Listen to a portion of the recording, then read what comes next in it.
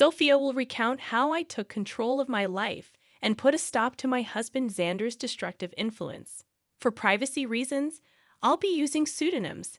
As a prominent lawyer in my state, anonymity is crucial for various reasons. Let's not delve into the intricacies of my and Xander's love story. We fell in love, got married, and eventually divorced. The love, it seemed, wasn't reciprocal, as Xander cheated on me.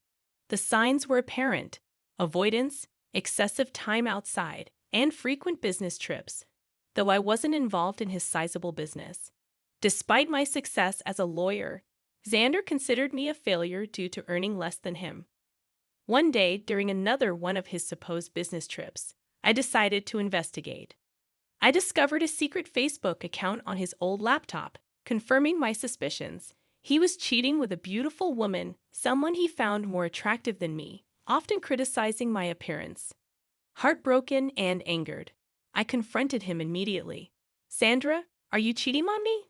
"I have proof," I declared. Xander callously responded, "Sophia, you're just not that interesting anymore. You're always engrossed in pointless cases, neglecting me. Besides, you're not a supermodel who can captivate me with looks alone." Confused, I retorted, "What are you talking about, Xander? I have a demanding job, and you knew that when we got married. I haven't neglected you. It's you who stopped coming home and refused to communicate." And that's how I discovered Xander's affair when I finally decided to confront him. I anticipated a degree of remorse from him, but the cold response I received caught me off guard. He shifted all the blame onto me, justifying his cheating, a claim that held no validity. Refusing to be falsely accused, I pointed out the flaws in his accusations. Instead of defending his position, he turned cold once more and nonchalantly revealed that he was relieved I had discovered his affair. In a chilling tone, Xander declared, "Good that you found out, Sophia. I no longer have to hide my beautiful girlfriend. She and I will have a perfect life together after I divorce your useless self. Finally, I will marry someone who's worthy of me and my name." His words hit me like a ton of bricks, sending a cold shiver down my spine. As he spoke of divorce, he not only insulted me but also asserted that I was not good enough for him. Accusing me of being a bad wife, he showed no remorse for his affair and even boasted about how a mistress would make a better spouse. Tears streamed down my face as he demeaned me, proclaiming his affair with pride. This was the man I had loved for over a decade, and his words left me shattered. Through my tears, I asked, "How could you say that, Xander? All these years, I've been beside you through thick and thin, honoring my vows and valuing you above all else." His callous response cut deep, dismissing my worth. "Well, Sophia, it doesn't matter anymore. You're just not right for me. I'm now a proud business owner, and a woman with average looks and a pretentious law degree won't do me any good." Feeling utterly demeaned, I protested. "How could you, Xander? I'm a capable woman, even if I don't fit your narrow definition of beauty. I've been a good wife to you, and now you're contemplating divorce." Correcting me, he stated coldly, "I'm not contemplating divorce, Sophia. I've already decided to divorce you. I'm done. I don't want to be with you anymore. I will file soon and have already hired a great lawyer. You better move out before I come home. I don't want to see your ugly face anymore." A few hours after Xander hung up on me, he sent the divorce papers through a friend who looked at me sympathetically. I numbly accepted the papers, shut the door, and cried miserably, letting the reality of my wasted years with a horrible man sink in. However, I decided I wouldn't let this break me. I was a strong woman who would take control of her life and teach Xander a lesson. When Xander's friend delivered the papers, he mentioned that Xander had talked about drawing out the divorce. Initially puzzled, it dawned on me that we had a prenup. Xander had insisted that I was entitled to half of his business if he cheated, something I had overlooked in my emotional turmoil. It made sense why Xander wanted to prolong the divorce. He hoped I would give up my rightful share. Determined not to let go of what was rightfully mine, I immediately called his lawyer and set up an appointment. Within 2 days, I moved out of Xander's house and into my childhood home, which was in my name. I texted Xander that I had already moved my belongings, asserting, I took my ugly face and body out of your Dan house. Good that you've come to your senses and not making a fuss. Xander responded, boasting about his lawyer's reputation. But I calmly warned him, I won't give you my business, that's for sure. For now, you will stay away from me. Determined to uphold the prenup, I was ready to face whatever challenges lay ahead. I don't want to talk to you. You can only speak to me through my lawyers now, and I expect you to empty my house. Xander's words ignited a surge of boiling rage within me. It's astonishing how anger and hatred can fuel one's determination when faced with such utter contempt. My mind cleared, and I couldn't help but almost laugh at Xander's ignorance. He had no clue who he was up against. Doubtful that his lawyer, Jake, knew either, I arranged a meeting with him at a cafe. Upon seeing me, Jake began to visibly tremble, only calming down upon recognizing me. He seemed confident, but not enough. Jake was a decent lawyer, but he hadn't anticipated facing off against someone like me. Xander never considered me influential, so Jake was utterly unprepared for our encounter. Jake appeared nervous and his hands shook, but I refrained from further intimidation. He wasn't to blame for my predicament. Hello, Jake. Nice to see you here, I greeted, noticing his surprise. If you have any doubts, let me clear them for you. Yes, I am the wife. Ma'am, I'm so sorry. I wasn't expecting you to show up. Jake stammered, flustered by my presence. The surnames don't match because I got married after I received my law degree. I used my maiden name for official purposes, I explained. Ah, I see, Jake muttered, visibly uncomfortable. So I'm guessing you want to drag out this case. That's what my client has told me. Your client has been misleading you, Jake. He's the one who wants to prolong this case. Isn't that what he told you? I confronted him directly, knowing my reputation as a lawyer spoke volumes. Jake squirmed under my scrutiny. Accustomed to asking the right questions, I didn't mince words. You don't have to answer that, Jake. I've known Xander for over a decade. I married that idiot for God's sake. I know what goes through his thick head. Concerned for Jake's predicament, I decided to enlighten him. Since I know you, and it's not fair on you, I'll tell you the truth about this divorce. What do you mean, ma'am? Jake inquired, clearly taken aback. Did my dear husband mention to you that he cheated on me? I asked pointedly, watching Jake's expression for confirmation. His reaction spoke volumes, confirming my suspicions. Once again, Jake was caught off guard by my revelation. I won't lie to you guys. It did sting and hurt my ego to admit to my colleague that I had been cheated on. It's not a pleasant experience. However, I knew better than to betray my emotions. No matter how humiliated I felt, I still had the upper hand, and I was well aware of that. Jay, on the other hand, didn't know. He said, no, I don't think my client has told me about that. But he did warn me that, in his words, you would make some baseless accusations because you want to ruin him. Oh, you poor thing, Jake. Your client has played you like a fiddle. Although it might make you happy to know that Xander thinks you are one of the best lawyers out there. Well, that's a big compliment, but I will never measure up to you, ma'am, Jake confessed. I wish he had told me that his wife also practices law. He only told me that you work at a law firm. My husband never really took my accomplishments seriously. He had a habit of undermining my work and influence. It was foolish of me to stay with him this long. However, it was smart of me to sign the prenup to save my butt, I shared. Jake was completely taken aback by the mention of the word prenup. He looked shocked, and the term seemed foreign to him. I didn't need to be a rocket scientist to know that he had been ambushed again. Xander had conveniently forgotten to mention the prenup to Jake, perhaps hoping I had forgotten about it. Well, who knows? It didn't matter. Since the word of the prenup was out there, Jake was frazzled. There's a prenup in this marriage. Your husband hadn't mentioned that. Do you have any proof, ma'am? Jake inquired. Oh, I do have plenty of proof, Jake. I brought the papers along. I had a feeling that Xander would try to get out of dealing with the consequences of his actions. Well, not on my watch. I would really like to see the papers, ma'am. Also, I think I would need to see proof of his affair if you have any.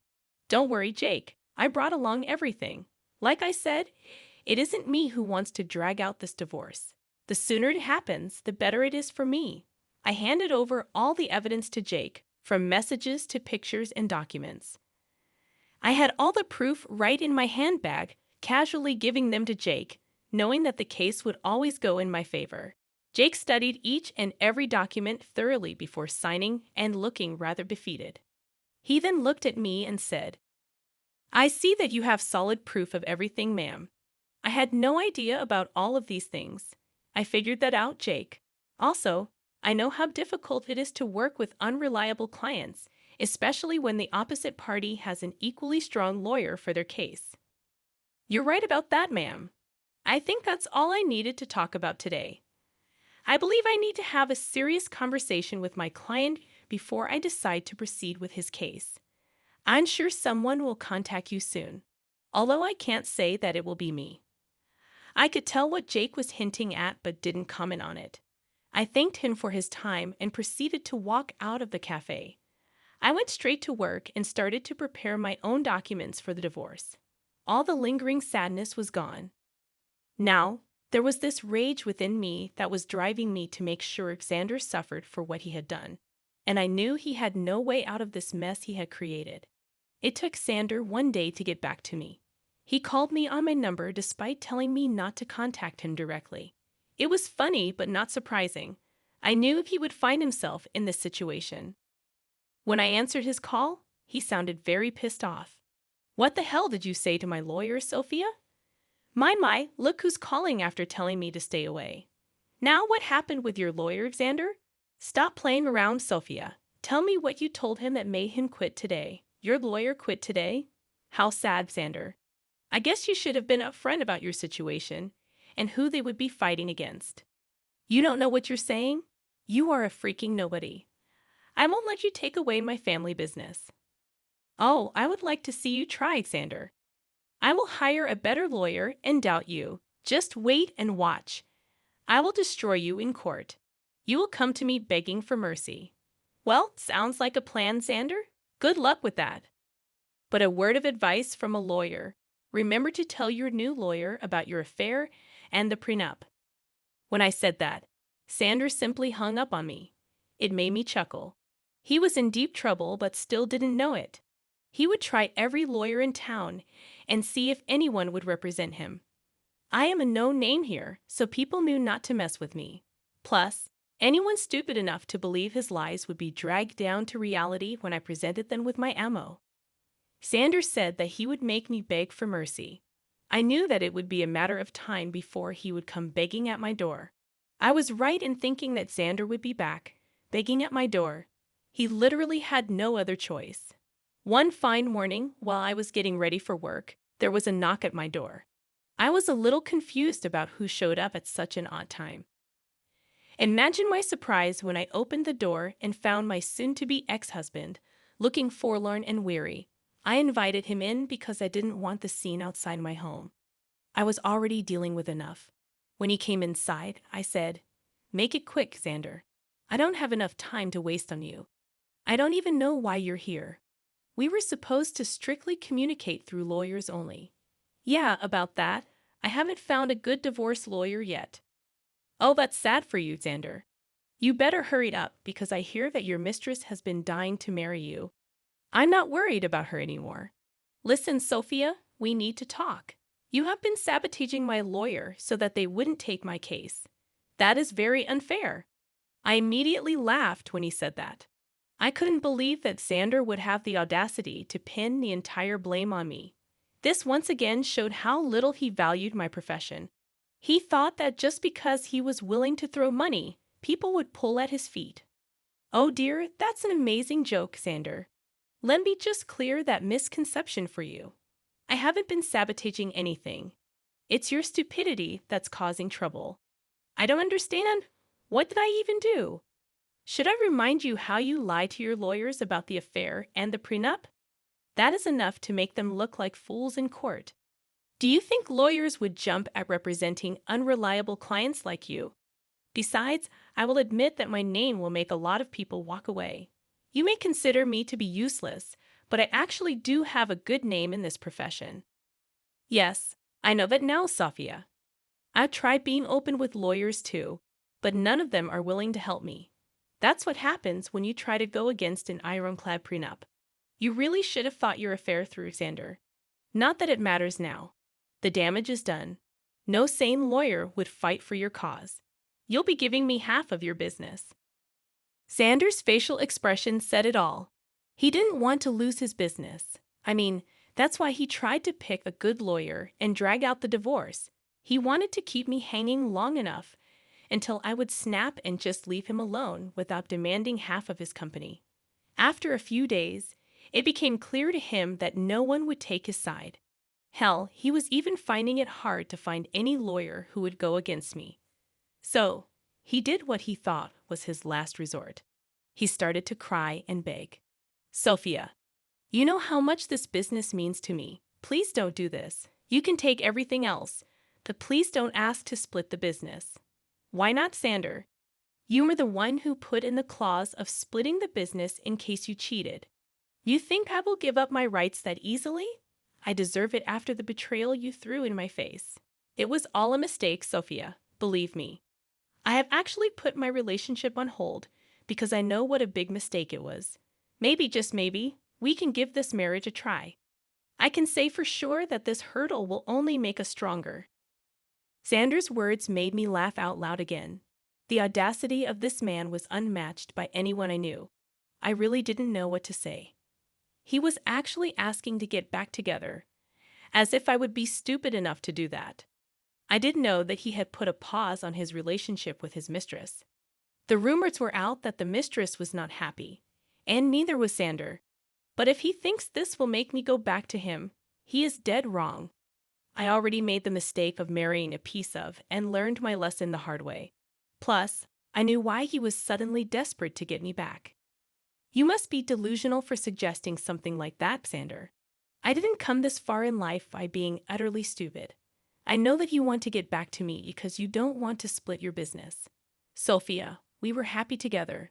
Let's just look past this one time and restart our marriage. I will cut off my mistress. I swear there's no reason to do that, Xander. Believe me, that woman is going to start running once she finds out that you won't be very rich after the divorce. As for me, this is my golden chance to get out of this sham of a marriage. I must thank you for showing your true colors before we had kids. Now you will reap what you have sown. With that, I was pretty much done with my piece. I immediately stopped talking while Xander kept begging and pleading with me not to take his business. It was a rather pathetic scene, but it didn't move me at all.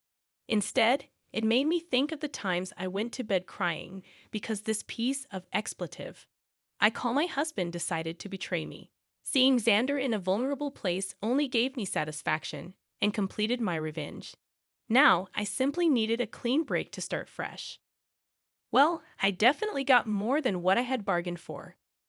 Karma hit Xander hard and fast. He tried for weeks to change my mind and make me come back home. I turned a blind eye to everything simply because I wasn't interested in his drama. I was ready to move on. Since he had filed for divorce already, I hired someone from my firm to represent me. I'm not a divorce lawyer, so I couldn't do it myself. Besides, I wanted as minimum interaction with him as possible. After a month of trying to change my mind, he was forced to get a lawyer and ask for a clean break. He knew that if I took the case to court, he would only face humiliation and ultimately waste money on lawyers appointed by the court. So he receded and asked for a mutual split. The prenup made it super easy for me to get the divorce. Of course, I had plenty of proof to show everyone that Xander cheated. As per the prenup, he was supposed to give up half of his business to me. He wasn't happy. But there was no way out, so he signed over half of it to me. We did give him an offer to buy me out, but he had no money. Now, why would a big business owner like Xander have no money, you ask? Well, he had spent it all on his mistress, who is now not taking his calls or texts. I guess she figured out that he won't be rich anymore. But now, No one is willing to date her because they know what a gold digger she is. What goes around comes around, I guess. Well, the mistress was the least of Sanders' troubles. With half of his business gone, his earnings were severely reduced. He had to sell his house because he didn't have much money to maintain it or even pay the mortgage properly. He's currently renting a condo that is a serious downgrade from the big mansion he stayed at. He did try to get back with me again in the hopes of regaining full control of his business. Well, safe to say that is never happening. He now either has to continue the way it is or manage to save enough money to buy me out. If you want to know about me, I'm actually doing pretty well. I have appointed someone to take care of my share of Sanders' business, and so far, things have been amazing. I ended up upgrading my lifestyle by buying a new mansion due to my combined income from law practice and business. Things are going well. I'm living my best life, and I honestly couldn't be happier. All in all, the divorce played out well for me. Instead of getting played by my ex-husband and his mistress, I ended up ruining their lives and bettering mine.